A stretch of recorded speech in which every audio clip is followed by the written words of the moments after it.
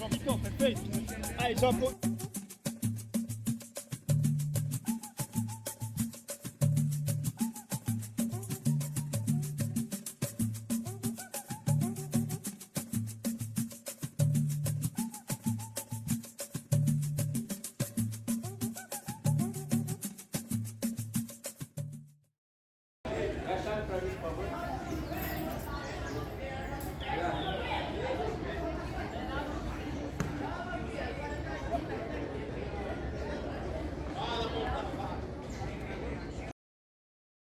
Não sei como seria a minha vida se eu não tivesse conhecido o rugby. Hoje eu jogo muito mais, claro que ainda tem a competitividade, mas muito mais por hobby, não pensando mais no profissionalismo, mas é o momento de paz, assim, o momento que eu relaxo, jogo, é tipo inexplicável, é uma vivência. Assim.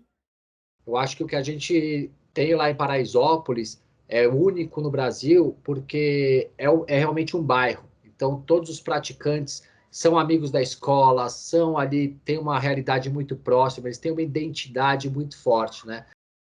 Não sei como seria a minha vida se eu não tivesse conhecido o rugby. Despertou a vontade de ensinar. Então, eu faço faculdade de educação física, eu trabalho aqui também. Então, acho que isso era um objetivo desde sempre. Eu tenho muito orgulho, muita gratidão, muito senso de responsabilidade também. Então, faz parte do meu propósito como pessoa, né? Ajudar pessoas, né? Então, assim, é muito gratificante e também tem bastante responsabilidade, mas tenho muito orgulho do que eles se tornaram, né? Sentimento é difícil dizer, não tem como colocar em uma só palavra, mas é amor. O que eu faço aqui é amor, por todo o projeto, pelas crianças, ver o crescimento de cada um, ver as crianças indo para um clube ou jogar numa seleção.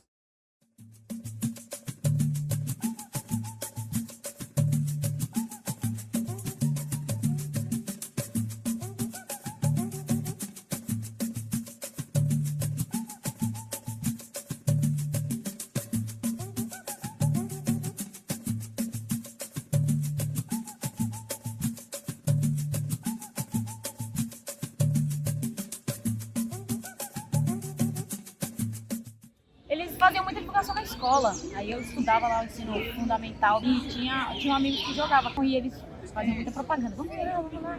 E aí eles fizeram uma divulgação lá na escola e eu resolvi ir, né?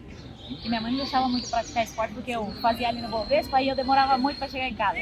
Acabava o treino, sei lá, 11 horas da manhã, chegava em casa às 5 da tarde, ela pé da vida. Eu falei, vou lá. Aí eu vim com a minha irmã, então foi mais tranquilo. E tô desde então.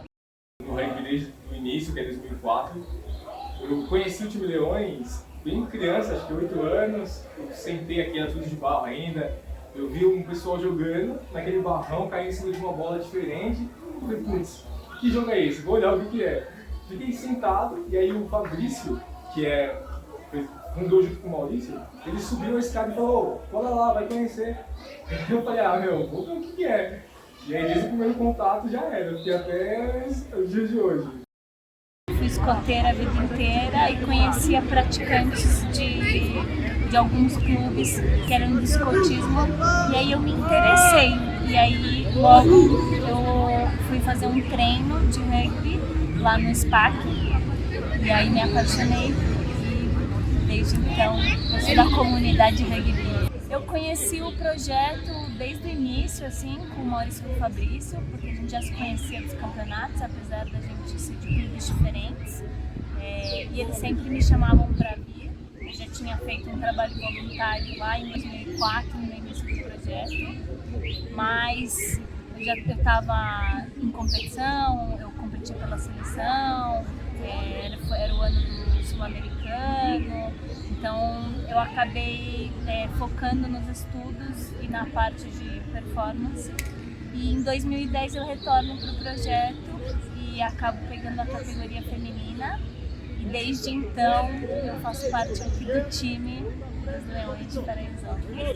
Eu conheci o projeto na escola. Os Leões foi o Instituto Rugby para Todos foi tudo para mim na minha vida, em questão de mudança, assim. Mas onde que eu joguei foi no Pasteiro um bom tempo, né? Mas o que mudou na minha vida foi totalmente, porque eu era um cara briguento, arrumava confusão em tudo, desobedecia em casa. Conforme eu fui conhecendo mais do rugby, querendo fazer mais, tinha que seguir as regras em casa, tinha que seguir as regras aqui também, né? Então eu falei, meu, tem que fazer isso para continuar no rugby. Então eu tenho um foco ali. Acho que ninguém nem imaginava que ia virar tudo isso, assim, que ia ser tão grande, tão reconhecido. A gente jogava só por diversão. Eu, particularmente, eu fui uma criança gordinha na infância, então não era bom em nada, tipo futebol, handebol, nada. Eu falei, vou tentar uma coisa diferente. E no rugby, aceito todo mundo, né? Tipo, todos os biotipos. Então eu me destacava por ser gordinho, conseguia sentar os caras e continuei. Os primeiros dias de atividade foi loucura total, né? Então, primeiro teve uma leve concepção do que a gente queria fazer. Fui eu e um amigo, companheiro de clube, que tivemos essa iniciativa. A gente, morador lá do bairro do Morumbi, os dois. A gente ia nas praças do bairro para passar bola. E ali a gente encontrava crianças que, quando viam aquela bola oval diferente, pediam a bola, pegavam na bola, a gente já colhia um sorrisão, né? Então, isso que nos motivou a apresentar o rugby para esse público que até então era segregado do esporte, né? O rugby elitizado no Brasil, a gente sempre pagou para jogar, sempre teve no colégio francês, no clube britânico, né? E aí a gente não sabia muito como fazer, a gente visitou uma ONG, que é uma ONG que ela é bastante reconhecida já, que ela chama Meninos do Morumbi. O forte deles lá é batuque, né? Batucada.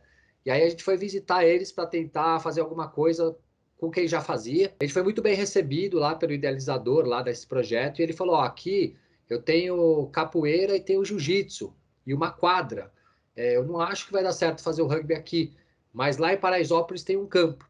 E aí teve um dia que o Fabrício passou na minha casa, a gente resolveu ir lá no campo para conhecer, né, e ver a possibilidade. Era um domingo, Dia das Mães, então depois do churrascão da família, ele passou lá, a gente pegou, foi de carro, subiu a comunidade, sem nenhum contato, com destino rumo ao campo. E ali a gente já se deparou, né, com um ambiente que a gente não estava acostumado, um campo no domingo, ele ali é onde tudo acontece, o campo estava lotado, tinha um futebol lá, e que era um futebol que estava valendo um boi, a gente lembra que tinha um boi amarrado na cerca, e o prêmio do jogo era o boi, e aí a gente foi falar no barzinho, né, o boteco, que tinha um pessoal ali aglomerado, e aí quando a gente chegou ali nesse barzinho, a gente foi falar com uma pessoa ali que estava servindo, aí já tinha um churrasquinho rolando do lado, e aí a pessoa de lá gritou, falou, o que vocês estão fazendo aqui? Num tom meio intimidador, assim. E aí a gente olhou para essa pessoa, sem olhar muito para ninguém, assim, a gente falou, a gente veio ver o campo para apresentar o esporte para as crianças. Nisso essa pessoa foi rompendo a barreira ali das outras pessoas que estava cheio, né? E quando eu vi a cara dele, ele era o inspetor Bedel no meu colégio. Então ele era funcionário do meu colégio e por coincidência um cara super amigo, né? Ele apitava nosso futebol, a gente jogava alunos contra funcionários, ele jogava, ele era o goleirão. E é o Chiquinho, né? E o Chiquinho, ele é presidente do principal clube de futebol de Paraisópolis. Lá tem cerca de 40 times oficiais. E o Palmeirinha é o principal clube, o clube que representa. E ele é a pessoa que administrava o campo. A gente sempre fala, né, que quando vem uma barreira também vem um empurrão para frente, né? Então essa foi a primeira conquista, a grande vitória que a gente teve ali. A esposa dele era vice-diretora de um colégio, uma escola pública que tem bem na frente do campo. E aí no domingo seguinte, a gente foi nessa escola, porque as escolas, elas abrem, chama Escola da Família. A gente levou vários itens do rugby, revistas, chuteiras e tudo, e fomos com a seleção brasileira juvenil da época para a gente fazer uma clínica e abrir as inscrições. Então a gente levou 40 papeizinhos, que era o papel para quem tivesse interessado levar para casa e trazer na quarta-feira, que era a primeira aula. Só que choveu tanto, foi um toró, que a gente não conseguiu fazer a clínica. A gente acabou só passando bola embaixo do telhado lá. A hora que a gente chegou no campo, a gente achou que não ia ter atividade, porque era como se tivesse um evento. Mas todo mundo tinha ido para o rugby, então tinham mais de 100 crianças, tinham xerocado o papelzinho, um monte de criança abandonando o papelzinho, vários pais e mães querendo saber o que era isso. E aí foi o primeiro choque que a gente teve de realidade, que a gente percebeu que o buraco era muito mais embaixo. A gente estava lá para ensinar uma modalidade que os pais nem sabiam que rugby era um esporte, eles queriam saber o que é isso que vocês estão convidando meus filhos, mas o interesse deles era muito mais deixar a criança para alguém cuidar, para que eles pudessem ir trabalhar, por exemplo, né, as mães domésticas às vezes. Então era um tempo ali que alguém ia poder olhar os seus filhos, né? Então para nós foi o primeiro impacto lá que a gente percebeu que a gente tinha que fazer muito mais do que o rugby. E a gente ia precisar também de muito mais conhecimento do que a gente tinha, né? Então, desde o início foi caótico.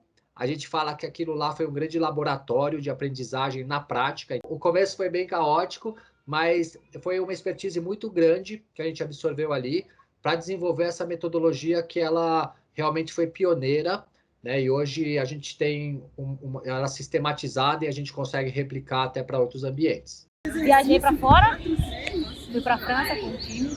Nossa, top demais. Experiência top. Eu treino mais as categorias porque eu me lesionei. Dentro é paixão e amor demais. Sou capitã do adulto, capitã do juvenil. Então eu acho que, sei lá, não que eu leve o time nas costas, mas o time é uma base para mim. Então eu faço de tudo para o time feminino, por exemplo, estar lá em cima, tá treinando. Vamos puxar as meninas, vamos fazer tudo isso. E como treinadora, vamos puxar os jovens para virem também e continuarem no time. Tem menina que fala ali, quero jogar na seleção brasileira. Então, eu faço o máximo para poder incentivar elas a estarem lá. Tanto que tem uma lá, a Duda, que está lá no campo da seleção. Tem caras que jogam comigo hoje que eu dei treino para eles. Então é muito gratificante ver o quanto que esse cara cresceu, né? E hoje que eu tenho a minha categoria, que é o M14. Eu vejo alguns moleques que tá desde os 7 anos acompanhando comigo nas categorias. Então, é muito mais gratificante porque eu vejo o jovem que ele está se tornando e o adulto que ele vai se tornar. Porque a gente é muito espelho, né? Não só eu, mas como o time dos Leões é muito espelho. E eles acabam sempre comentando de algum atleta ou outro e tal. E falam assim, cara, é assim que eu quero ser. Isso que é legal. É difícil dizer assim por que ele escolhe o rugby, mas acho que ele começa experimentando, porque vê um esporte que acha que é muito bruto, que vai se machucar, e quando ele faz a primeira aula, ele experimenta, vê que é totalmente diferente do que ele viu, então ele acaba fazendo parte da família ali desde aquele momento que ele pisa no campo. Eu acho que são os valores do rugby, né? Os valores são colocados muito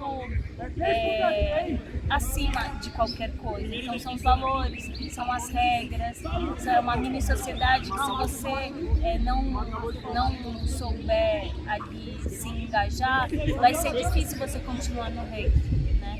Aí a comunidade exige muito que você tenha os valores do ser humano, né? A amizade, o respeito, o fair play, e não trazer, não só aqui dentro de campo, mas levar, né? Reverberar dentro da sua própria vida e do seu meio. Então, a comunidade do rugby, ela é muito forte dentro da cultura e dos seus valores.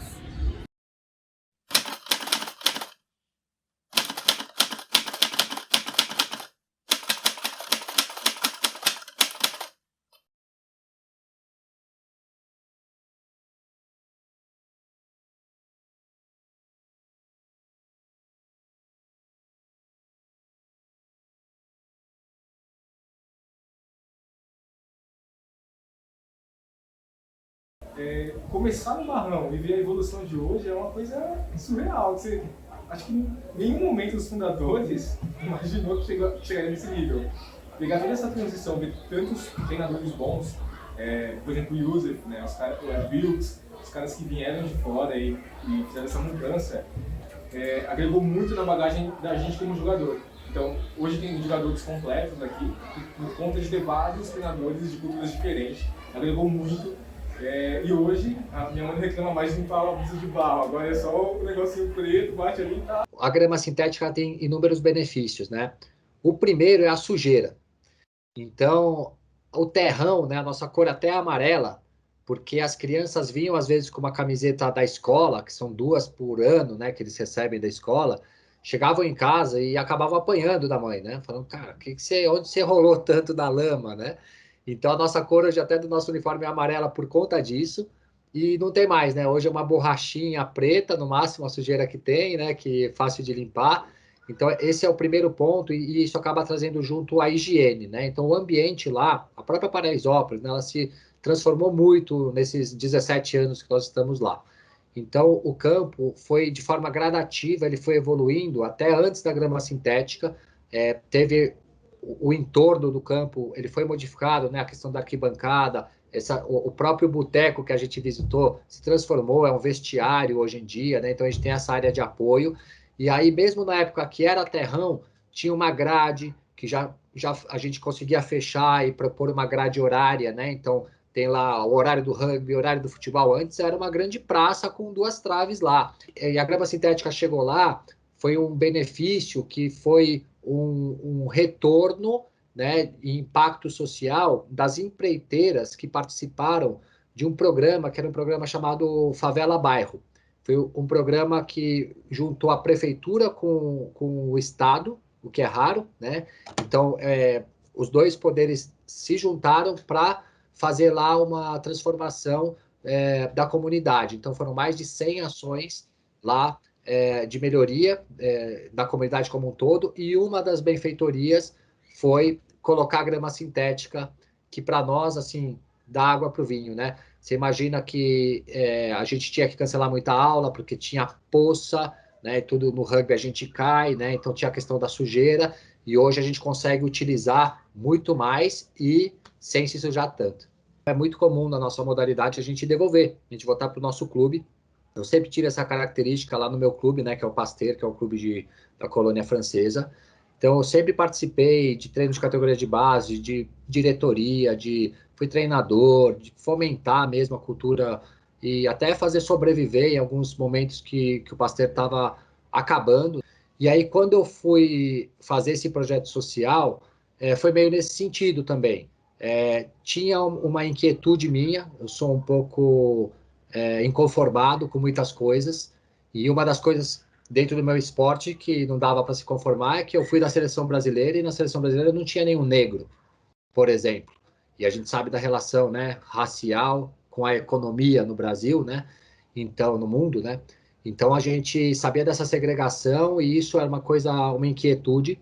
E a partir do momento que eu pisei em Paraisópolis e ali a gente começou a perceber os benefícios que a gente levava para as crianças, de acolhimento mesmo, de um abraço, você abaixava a mão, a criança já segurava a sua mão, você chamava a atenção da criança, ela te olhava, porque ninguém nem dava atenção para essa criança em momento algum da vida dela.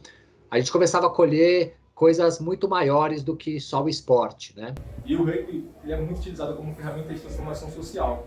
E aqui a gente vê muito isso, tem vários cases de sucesso, tanto no profissionalismo quanto na vida. Então, tem gente que não conseguiu ir tanto pelo profissional, jogar rugby profissional, mas tem pro lado pessoal da vida, pro lado da carreira. Então, o rugby dá uma estrutura, uma visão. Você conhece outras culturas, até de clube mesmo, entre clubes, isso acaba aumentando o seu leque de opção. Antes, talvez mudando aqui na nossa realidade, você não tem como enxergar isso, você nem sabe que existem algumas coisas.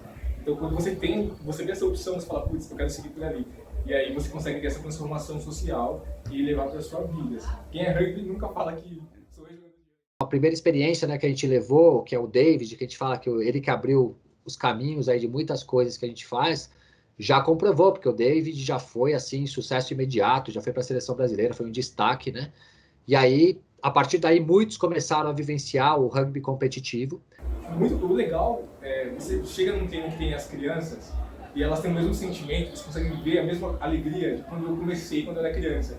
Você fala, putz, essa criança, ela sonha a mesma coisa que eu sonhei, e ela vai chegar lá, porque hoje tem muito mais ferramenta para conseguir. E aí eu tive a satisfação imensa de até poder jogar junto com algum deles lá no Pasteur. E aí, conforme as gerações iam se tornando adultas, né, juntou quórum, né, teve elenco para poder fazer um time adulto dos Leões. E aí eu tive a oportunidade também de jogar junto com os Leões, com a camisa dos Leões. Então, eu tive vários momentos ali que são marcantes, nunca foram objetivos, mas que, sem dúvida, foram das melhores experiências que eu vivi no rugby. Essas vivências que eu tive lá de poder jogar junto, depois eu também pude ser treinador deles, né? São coisas assim que eu não esperava poder vivenciar.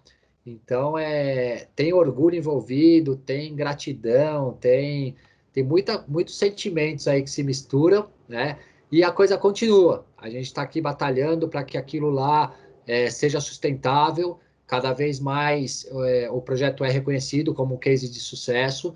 Então, a gente ainda tem muitos desafios, mas a gente sabe que já não depende mais de nós. A cultura já está implementada e o que nós fomos, né, lá atrás, para o nosso clube, eu sei que muitos ali vão ser pelos Leões. E a gente olha agora muito para o mundo do trabalho, porque são já mais de 80 jovens adultos, ou seja, eles precisam de plano de carreira, de gestão da rotina. Hoje eles têm conteúdos de inteligência emocional para o mundo do trabalho, a gente tem banco de currículos, a gente encaminha eles para o mercado de trabalho, e também o Instituto absorve, hoje são 8 profissionais que são ex-alunos na área da administração, comunicação, fisioterapia, nutricionistas e educadores, né?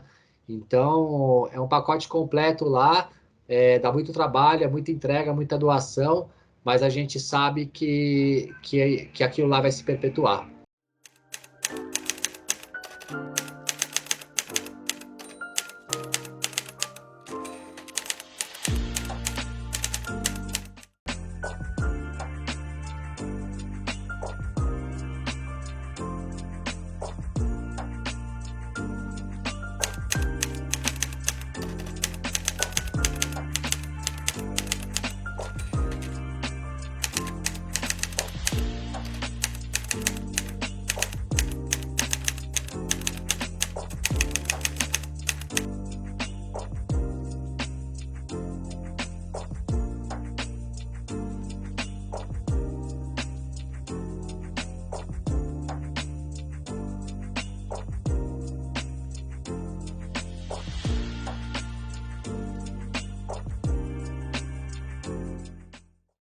Família! Bora! Vai, Grace. 1, 2, 3,